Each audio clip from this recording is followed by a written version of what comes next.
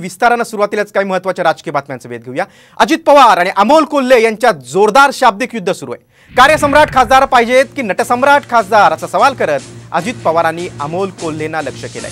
त्यात कोल्हेंनी देखील जोरदार प्रत्युत्तर दिलंय। खोके सम्राट पलटी सम्राट असण्यापेक्षा नटसम्राट असलेलं चांगलं असं म्हणत शिरूरचे उमेदवार कोल्हेंनी अजित पवारांच्या दुखऱ्या जखमेवर बोट ठेवलंय।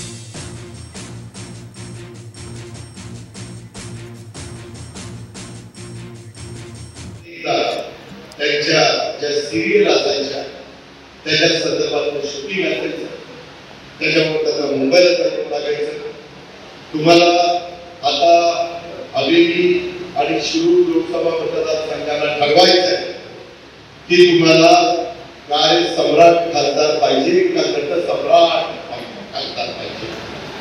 भूमिका कोणी बदलली ते जनतेला माहितीये। मी मात्र छत्रपती शिवाजी महाराजांच्या तत्वांशी विचारांशी प्रामाणिक राहिलोय। असं जर असेल तर मग नटसम्राट आणि कार्यसम्राट दोन्ही असलेलं चांगलं, पलटी सम्राट आणि खोके सम्राट असण्यापेक्षा, एवढं आपलं साधं म्हणणं आहे।